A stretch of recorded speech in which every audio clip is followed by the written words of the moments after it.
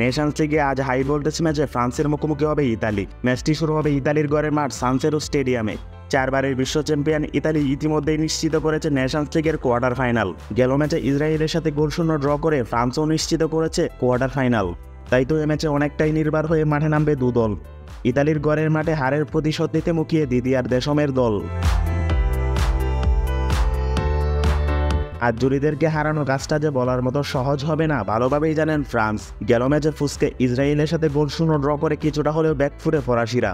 অন্যদিকে coach Luciano স্পালেত্তির অধীনে Italy রয়েছে দুর্দান্ত ফর্মে। দুদিন আগে বেগ ম্যাচে বেলজিয়ামকে 1-0 গোলে হারিয়েছে আজুরিরা। বেলজিয়ামের ঘরের মাঠ থেকে জয় নিয়ে ফিরায় ফ্রান্সের বিপক্ষে বেশ আত্মবিশ্বাস নিয়ে মাঠে নামবে 4 বারের বিশ্ব চ্যাম্পিয়নরা।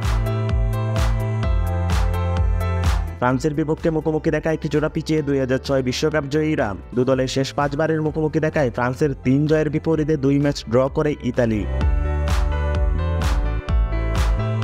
এদিকে গ্রুপের আরেক ম্যাচে ইসরায়েলের মুখোমুখি হবে বেলজিয়াম।